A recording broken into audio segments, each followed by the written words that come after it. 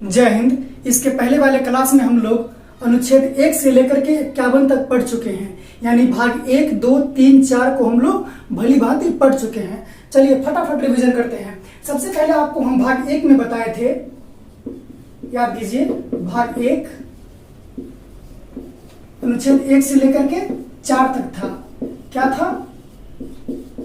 संघ एवं उसका राज्य क्षेत्र। फटाफट आप लोग बोलते चलिए ताकि याद भी हो जाएगा। Union and it's territory. उसके बाद आप लोगों को पढ़ाए थे भाग 2। भाग 2 कहां से कहां तक था? 5 से लेकर के 11 तक। क्या था?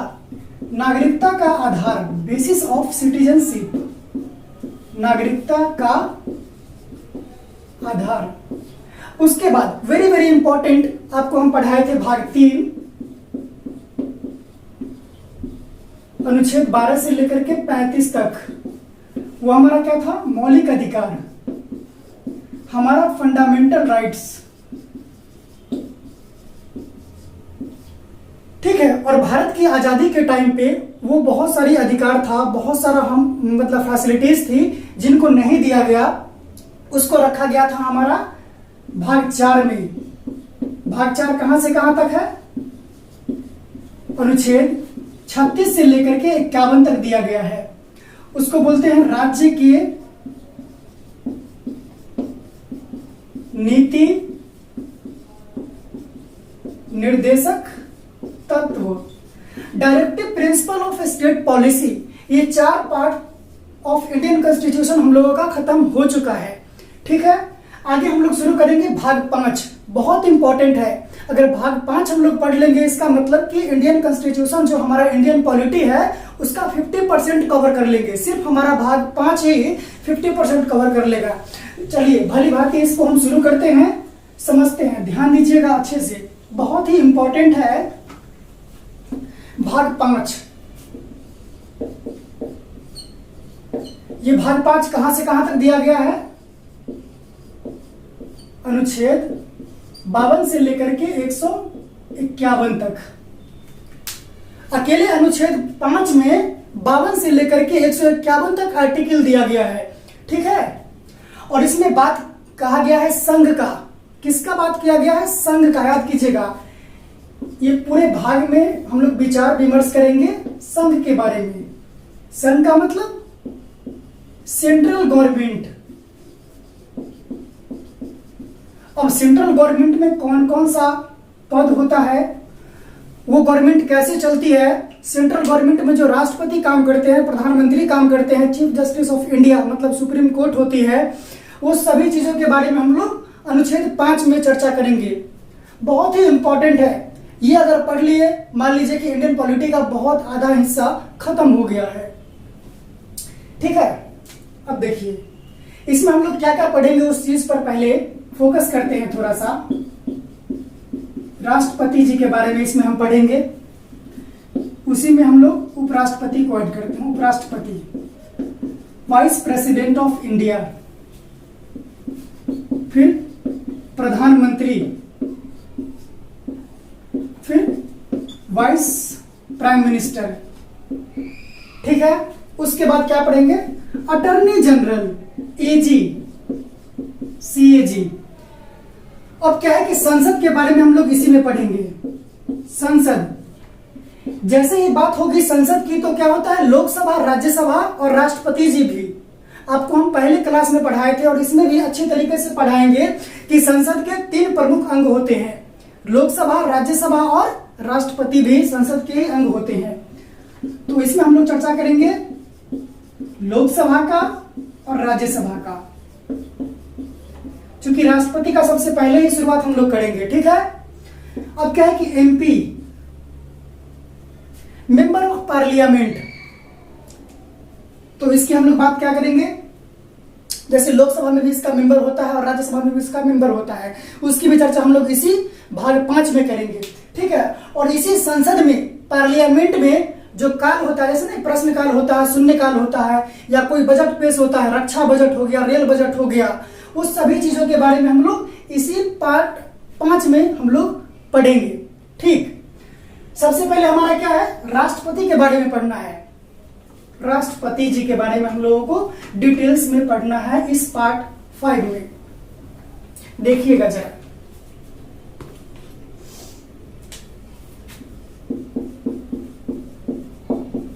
राष्ट्रपति, प्रेसिडेंट, इसका उल्लेख संविधान के भाग 5 में ही है। अनुच्छेद कहां से कहां तक है, 52 से लेकर के 61 तक। अनुच्छेद 52 से लेकर के 61 तक, 52 to 61। ठीक है, अगर भाग 5 की बात करेंगे तो भाग 5 में अनुच्छेद 52 से लेकर के 151 तक दिया गया है, लेकिन उसी में हम लोग अभी पढ़ रहे हैं राष्ट्रपति के बारे में, और राष्ट्रपति का विश्लेषण अनुच्छेद 52 से लेकर के 61 तक दिया गया है। ठीक है, इसमें हम लोग एक ट्रिक को याद करेंगे। ट्रिक बहुत इंपॉर्टेंट है, आप लोग मेरे साथ बोलिएगा।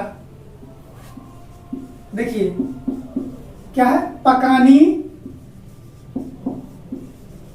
कोका, दुयो, दसम। रिपीट कीजिए, पकानी, कोका, दुयो, दसम। ये ट्रिक है, इसी पे पूरा राष्ट्रपति टिके हुए हैं। राष्ट्रपति शुरू कीजिए 52 से लेकर के 61 तक। ये क्या है, 52, प से पद, राष्ट्रपति का पद। ठीक है, फिर क्या है, का, कार्यपालिका, किसमें है, 53 में। एग्जीक्यूटिव, कार्यपालिका को इंग्लिश में बोलते हैं एग्जीक्यूटिव। फिर क्या है, निर्वाचन, ये किसमें आएगा, 54, 52, 53, 54 हो गया निर्वाचन राष्ट्रपति जी का। अब क्या है, देखिए कोका मतलब कोटा, ये किसमें आएगा, 55 में। राष्ट्रपति अपने कोटा से लोकसभा में 12 सदस्यों को नॉमिनेट कर सकते हैं, और राज्यसभा में कर सकते हैं 12 सदस्यों को नॉमिनेट, और लोकसभा में सिर्फ 2 मेंबर को कर सकते हैं नॉमिनेट। उसी को बोलते हैं कोटा। आपको पढ़ाएंगे कैसे कैसे करते हैं एंग्लो इंडियन को, और कैसे होता है साइंस के क्षेत्र में, कला के क्षेत्र में, या समाज सेवा के क्षेत्र में। अपने हिसाब से राष्ट्रपति जी लोकसभा में और राज्यसभा में नॉमिनेट करते हैं लोगों को, संसद को। अब क्या है, का मतलब कार्यकाल। राष्ट्रपति जी का कार्यकाल कितने वर्षों का होता है, इसके बारे में हम लोग चर्चा करेंगे। किसमें, 56 में। फिर क्या है, दू मतलब दोबारा राष्ट्रपति बने। दोबारा राष्ट्रपति बनने की प्रक्रिया के बारे में हम लोग जानेंगे। आज तक हमारे देश में डॉक्टर राजेंद्र प्रसाद ही दोबारा राष्ट्रपति बन पाए हैं, 2 बार लगातार कंटिन्यू। किसमें आएगा, 57 में। यो मतलब क्या, योग्यता, एबिलिटी ऑफ प्रेसिडेंट, मतलब एक राष्ट्रपति बनने के लिए कौन कौन सी योग्यता भारतीय नागरिक में होनी चाहिए, उसके बारे में हम लोग पढ़ेंगे अनुच्छेद 58 में। ठीक है, फिर क्या है, दो मतलब क्या, दशा, कंडीशन क्या है, किसमें पढ़ेंगे हम लोग, 59 में। अब क्या है, 100 मतलब शपथ ग्रहण। राष्ट्रपति जी का शपथ ग्रहण कैसे होता है, कौन करवाता है, इस सब चीज के बारे में पढ़ेंगे 60 में। फिर क्या है, मतलब महाभियोग, किसमें पढ़ेंगे, 61 में।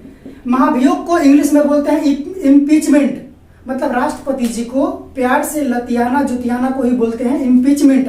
मतलब महाभियोग लगाकर के कैसे राष्ट्रपति जी को हटाया जा सकता है, इसकी चर्चा संविधान के अनुच्छेद 61 में किया गया है। यहां तक कोई दिक्कत नहीं है ना, बस ट्रिक याद कीजिएगा आप लोग। पकानी, कोका, दुयो, दसम, बहुत सिंपल है। आप लोग बोलिए साथ में, पकानी, कोका, दुयो, दसम, बस यही है, 52 से लेकर के 61 तक। और इसका जो आप शॉर्ट है वो याद कर लीजिएगा। फिर से रिवीजन कीजिए। प मतलब क्या होता है, राष्ट्रपति जी का पद।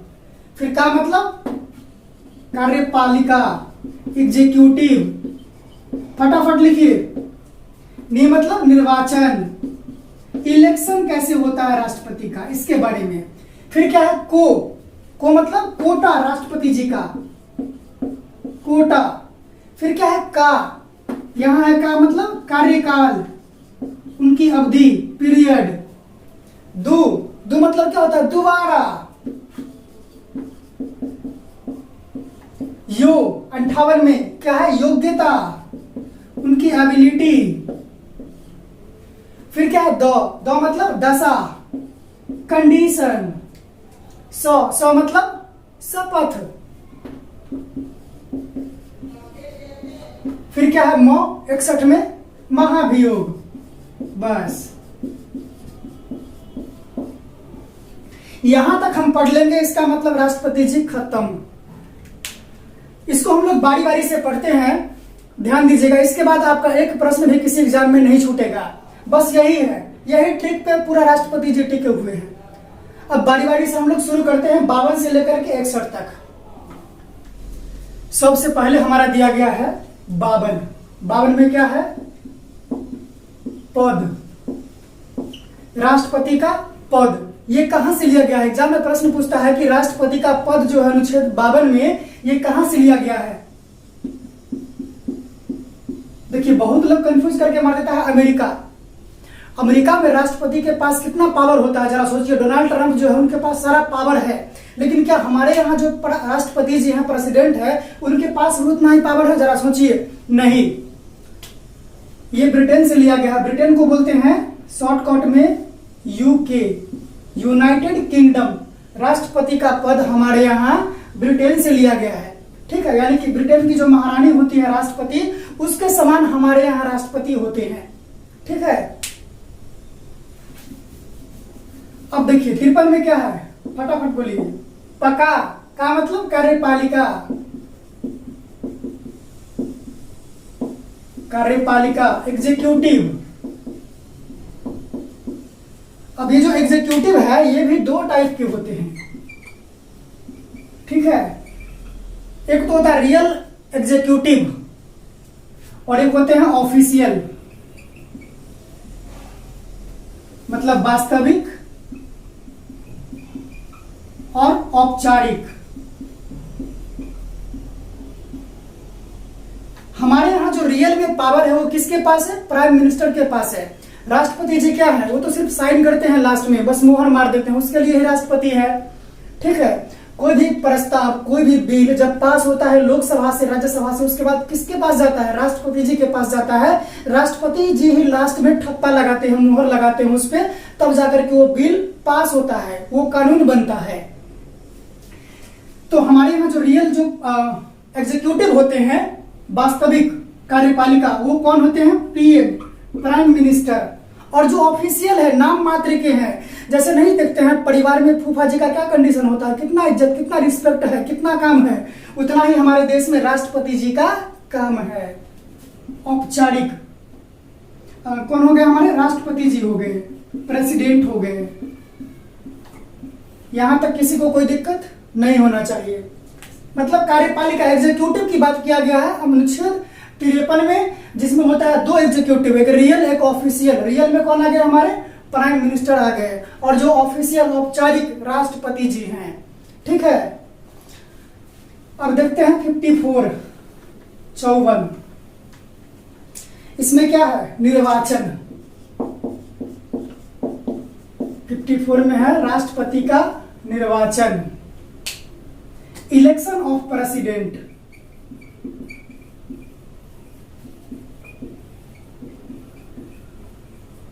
Election of president. राष्ट्रपति का निर्वाचन कौन करता है? निर्वाचन आयोग करता है। बहुत इंपॉर्टेंट प्रश्न सब यहां से बनता है, ध्यान दीजिएगा। निर्वाचन आयोग करता है। इलेक्शन कमीशन, उसमें भाग कौन कौन लेता है राष्ट्रपति जी के चुनाव में? देखिए, निर्वाचक मंडल कौन कौन होते हैं? निर्वाचक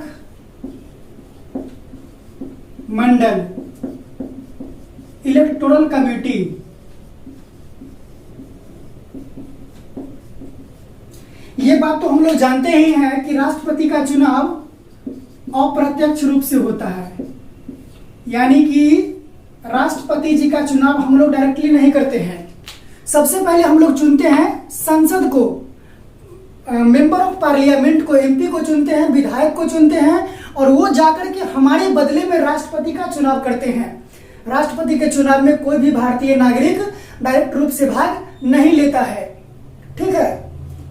अब देखिए, बहुत इंपॉर्टेंट यहाँ पे एक बात है समझने वाली, जो बेसिक चीज है।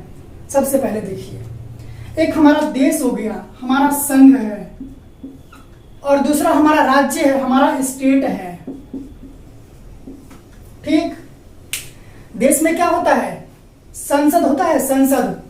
पार्लियामेंट। उसी तरह से हमारे राज्य में क्या होता है, विधानमंडल होता है।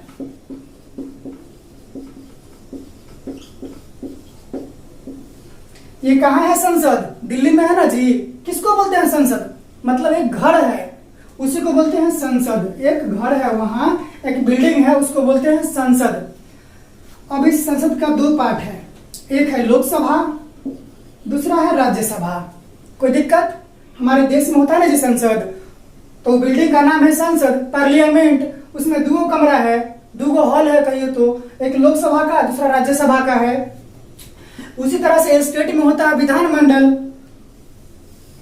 उसका भी एगो बड़का घर है, उसमें दो कमरा।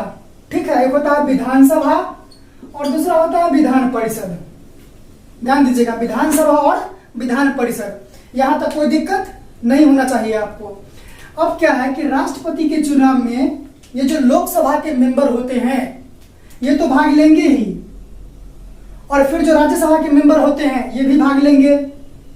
उसके बाद जो विधानसभा के मेंबर होते हैं, MLA, member of legislative assembly, वो भी भाग लेंगे। लेकिन जो विधान परिषद के मेंबर होते हैं ये भाग नहीं लेते हैं। अब यहाँ पे सोचते होंगे आप लोग कि ये भाग क्यों नहीं लेगा, क्योंकि विधान परिषद हमारे देश के सभी स्टेट में लागू नहीं है।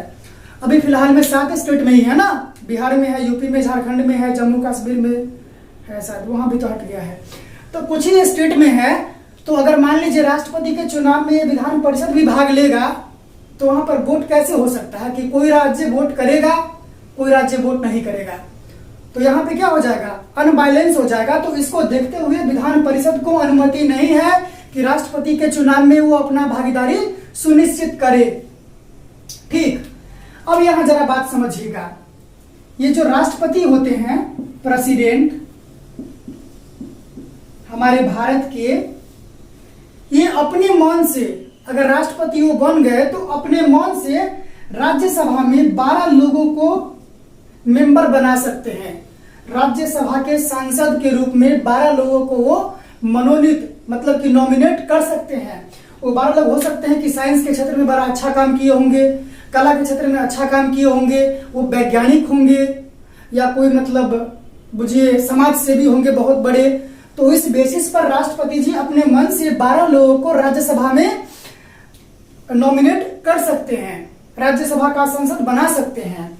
और फिर लोकसभा में भी ये राष्ट्रपति जी 2 लोगों को नॉमिनेट कर सकते हैं। लोकसभा का सदस्य भी 2 लोगों को ये बनाते हैं, एंग्लो इंडियन को। किसको, एंग्लो इंडियन को। अब आपके मन में प्रश्न उठता होगा कि एंग्लो इंडियन कौन है। हमारा ये थोड़ी चल रहा है टॉपिक, लेकिन आपको हम बताते हैं शॉर्टकट में। सबसे पहले यहाँ पे समझ लीजिए, पहले क्या है कि राष्ट्रपति जी राज्यसभा में 12 लोगों को करेंगे मनोनीत और फिर लोकसभा में 2 लोगों को करेंगे नॉमिनेट। लेकिन अगर एग्जाम में प्रश्न पूछता है कि राष्ट्रपति अपने कोटा से कितने लोगों को संसद में नॉमिनेट कर सकते हैं, संसद में अगर प्रश्न आएगा कि संसद में कितने लोगों को, तो संसद का मतलब क्या हो गया, लोकसभा प्लस राज्यसभा, यानी कि 12 + 2 14 लोगों को। लेकिन अगर वही एग्जाम में प्रश्न पूछता है कि लोकसभा में कितना, तो 2, और राज्यसभा में कितना, तो 12। यहां तक समझ गए, यहां तक कोई दिक्कत नहीं होनी चाहिए। ठीक, अब समझते हैं एंग्लो इंडियन क्या है। जैसे हमारा देश पहले गुलाम था, पुर्तगाली आए, डच आए, फ्रांसीसी आए, फिर ब्रिटिश लोगों ने हमारे ऊपर शासन किया 200 वर्षों तक, हम लोग को अलग अलग जाति धर्म संप्रदाय के नाम पर बांट करके। ठीक है, वहां हमारा टॉपिक नहीं है, इतिहास में वो सब समझेंगे। तो जो भी लोग आए, चाहे फ्रांसीसी हो चाहे पुर्तगाली लोग हमारे गोवा पर कब्जा किए हुए थे, तो सबके सब क्या थे, कहाँ के थे, यूरोप के थे। कहाँ के, यूरोप के थे।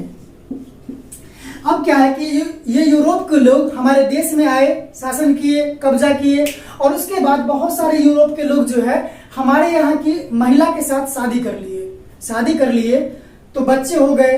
और जब देश आजाद हुआ तो जो यूरोप के थे, जो ब्रिटेन के थे, ब्रिटेन चले गए, यहाँ पर बच्चे को छोड़ के, अपना परिवार को छोड़ के। जो फ्रांस के थे वो फ्रांस चले गए, यानी कि जिनसे वो शादी किए और जो बच्चा हुआ उसको हमारे इंडिया में छोड़ के वो अपने देश चले गए।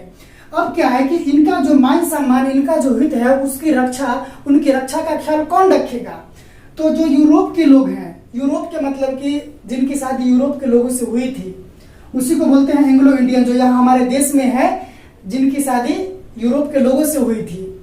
ठीक है, अगर कोई दूसरा बोलेगा यूरोप के अलावा तो वो नहीं मानिएगा, यूरोप ही बोलते हैं, क्योंकि जो भी हमारे यहाँ शासन किए फ्रांस, डच, पुर्तगाली, ब्रिटेन सब यूरोप में ही आता है। ठीक है, तो इसी को बोलते हैं एंग्लो इंडियन, यानी कि जो समझ ही गए होंगे आप अच्छे से। बड़ा भद्दा लगता है सब बात बोलने में, इसीलिए समझा नहीं पा रहे हैं। खुद ही मतलब कि आप सुनते भी होंगे तो आपको बहुत खराब लगता होगा और बोलने में भी बहुत खराब लगता है, तो आप समझ ही गए होंगे ये क्या चीज है।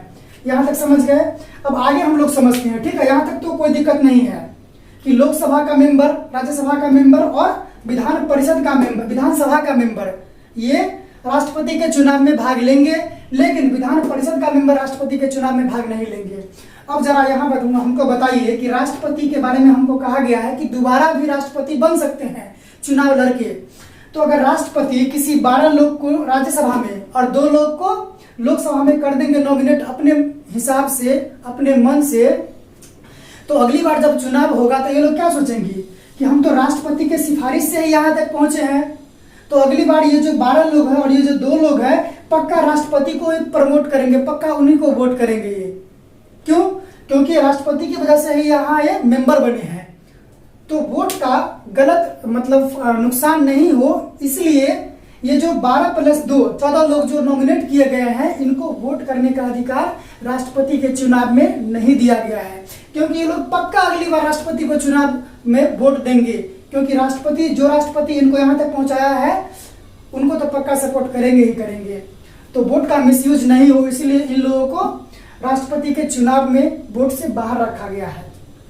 तो हमारा पॉइंट क्या हो गया, देखिए, लोकसभा, राज्यसभा और विधानसभा ये तीनों राष्ट्रपति के चुनाव में भाग लेंगे, लेकिन जो विधान परिषद हमारा हो गया या जो एंग्लो इंडियन हो गया 2 मेंबर लोकसभा का एंग्लो इंडियन और फिर राज्यसभा का जो मनोनीत मेंबर हो गए 12, ये लोग भाग राष्ट्रपति के चुनाव में नहीं लेंगे। ठीक है, और राष्ट्रपति का चुनाव अप्रत्यक्ष रूप से होता है। ठीक,